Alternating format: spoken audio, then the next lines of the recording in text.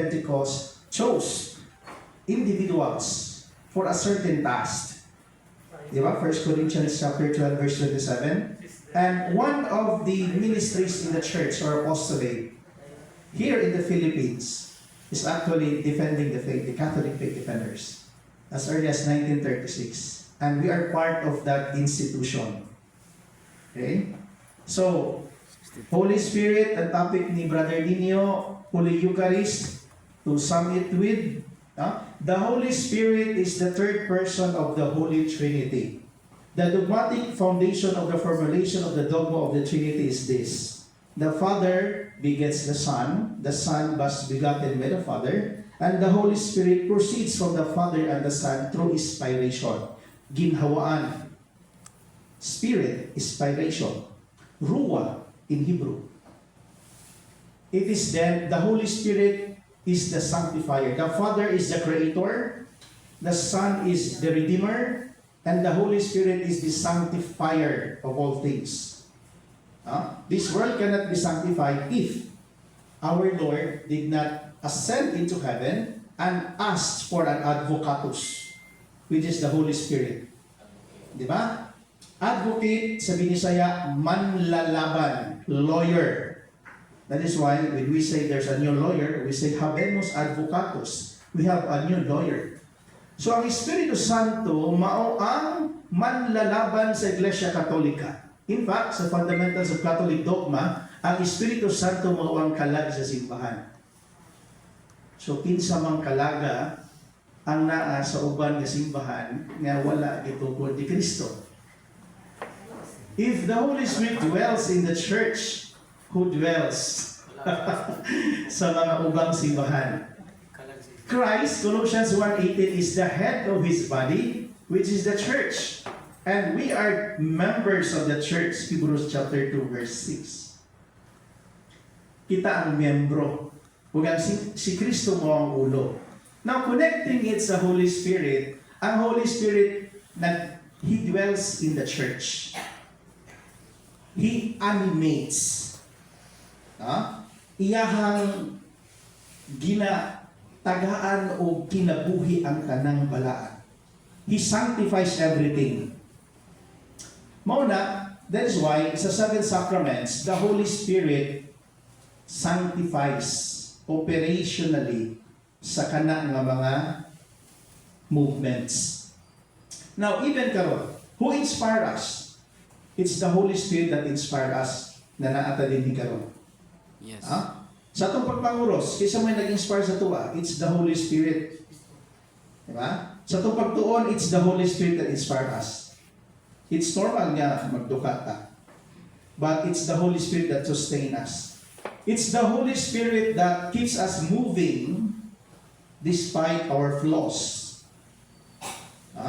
So Holy Spirit, it's sad to say, sa Christian life, we give emphasis on the Father and much more with the Son. In fact, sa Apostles' Creed, 75% sa articles of the faith, sa 12 articles, is referring to the Logos, the second person of the Holy Trinity.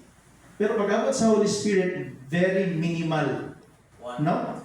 I believe in the Holy Spirit, the Lord, the giver of life, who proceeds from the Father and the Son, who with the Father and the Son is adored and glorified, who has spoken to the prophets. Kana lang ang portion. That is, siguro, one of mga reason, it's na less ang atong devotion sa Holy Spirit. It's very important na to remember that the Holy Spirit is God. He sanctifies our work. That's the very reason na ang transubstantiation, the changing of the body and the bread and wine into the body and blood of Christ, nga nahimo, na-confect ang sacrament because of the power of the Holy Spirit. Diba? Pagmuha na ang pari na kanang epiklesis na portion sa liturgy so that it may become the body and blood of our Lord and Savior Jesus Christ. Without the power of the Holy Spirit, dili na masanctify ang mga sacraments. It's Him who sanctify. Now, referring to the power of the Word, that is a very important ka ang paring makalito. Kaya kung dili niya malitok ang termino nga hoc est enim corpus meum, kini mo akong lawas, for this is my body, di yun na mahimong lawas kung dili litokon. Nga naman, kaya ang paglitok, pinaagi sa gahom sa Dios sa iyang otoridad, mamahimo din ang lawas o dugo gumikan sa gahom. Mo to ingon ni Brad Ronald ganina, pag muingon ko dakpon ta ka, di ka mo tuo. It's because dili mo ko pulis, di mo ko law enforcement agency. Pero kung pulis moingon dakpon ta ka, kana tulo gyud imong singot. It's because naa ay ontological reality. Mo na ako sa pastor nga moingon nga kini mo akong lawas, nga wala siya virtue of ordination and without the power of succession, meaning authority. Di yun na makapahimong lawas di siya pag-unsa na kanindot pagka-istorya. Kung ako ba, principal ko sa Ateneo, utangta. Kung niya, utambong ko o ka ng University of the Philippines, may ko, I declare your graduates. Mo-graduate mo, dili. Dili, pero kaya akong gahong, akong faculty, nakakontain lang sa isa ka school Ateneo, si Hector at registrar naman niyo. Mamanitingon nga, by the power and authority vested upon me, you are declared graduates, pero sa Hector sa Assumption. Pero mutabog na siya ka Ateneo, di na siya ka-declare o graduate, isang pag-isulti niya na, it has no power. It's because there's no authority. What now? The church has the authority coming from our Lord. He has that divine mandate to teach, to preach, to rule, to govern, and to sanctify.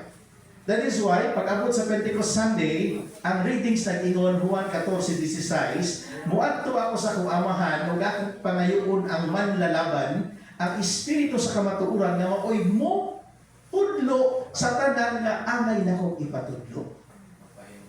Pagpahinumdog, Juan 14:26 po, wa ko'y malimpan, 1 Juan 2:27.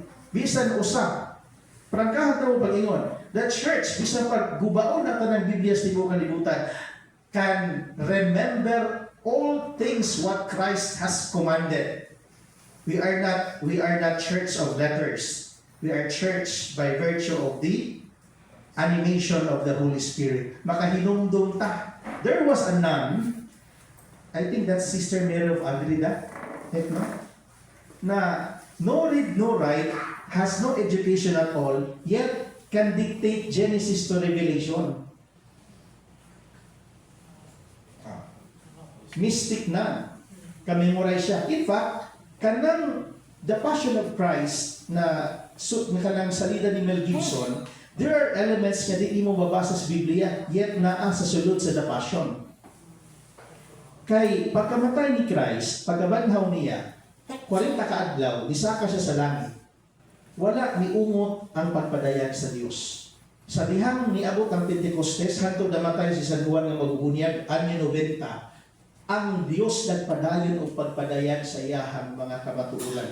Muna ay mo katingala, nganong sa sugat sa Biblia si Maria Magdalena, pero sa tuang tradisyon si Maria nga inahan ni Jesus. Kaya gitudlo na sa mga church fathers. Kunya, kanang mga formula sa ordination na di ni mo makita sa Biblia literally. Pero nganong naa sa simbahan, kanang mga elements of ordination, kana siya mga gitudlo na sa Espiritu Santo sa unang iglesia. Kung nag-iingon sa San Juan 21:25, daghan pang gihatag si Kristo o gitudlo sa iya mga apostoles nga wa masulat niya ng Biblia. Nga kung sulaton pa nagtuwa kuha ang tanan dili kasigo nga kasudlan. Kaya daghan makagihimo si Kristo nga mga kamaturan. Kunya ang Espiritu Santo nagpadayon. Mao na sa buhat 16:4, ang mga apostoles sa ilahang pagwali, naghatag silang mga ordinansya. Sa Griego, gitawag siya mga dogmata, official teaching. Muna nga naatay mga apostolic letters sa Santo Papa, encyclical letters. Nickel subsuli novo, nothing new under the sun, Ecclesiastes chapter 1 verse 8. Kinita lang akong istorya, hagbay rin yung ginisgutan sa mga amahan sa pagtuo.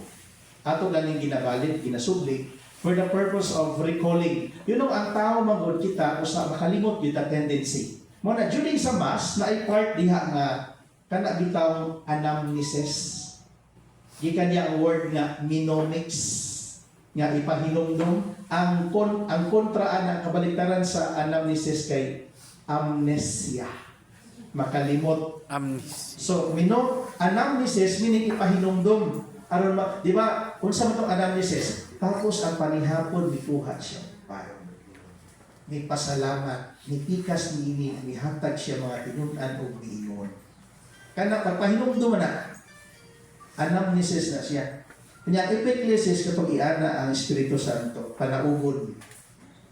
No, lamin na kami gisigod og ganang liturhiya, pero kasi kanang kuan kaning kawan ni kana madugay ta. Sa sunod na lang kung makabalik ta. So open forum na madto karon, amot lang kung gi-open forum ba nako